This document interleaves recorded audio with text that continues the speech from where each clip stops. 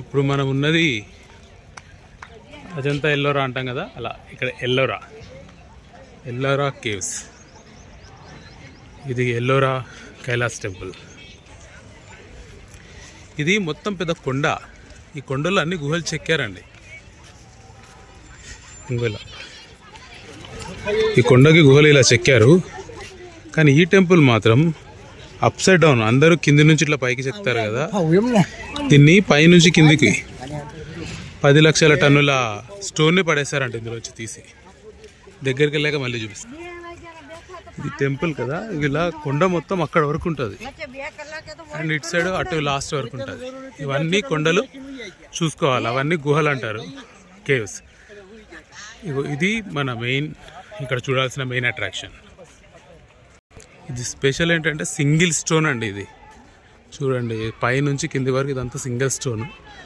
ఒకే కొండకి అంతా కలిపి ఇలా చేశారు.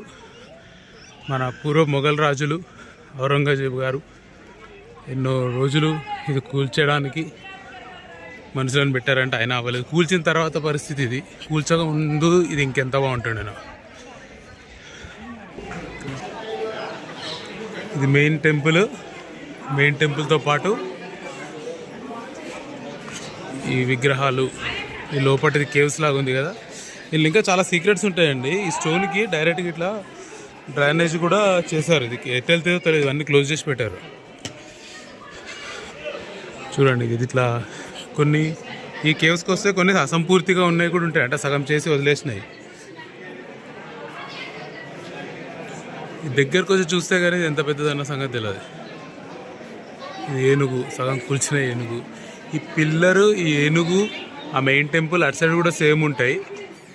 అవి కూడా మొత్తం ఒకటే స్టోన్, అక్కడ నుంచి ఇక్కడ వరకు. దీని వెనకాల ఆ స్టోను కింద ఇట్లా లోపల ఇట్లా మండపాల్లాగా కట్టి లోపల ఇట్లా ఉంటుంది. చేపెట్టేసిలో కదండి దా.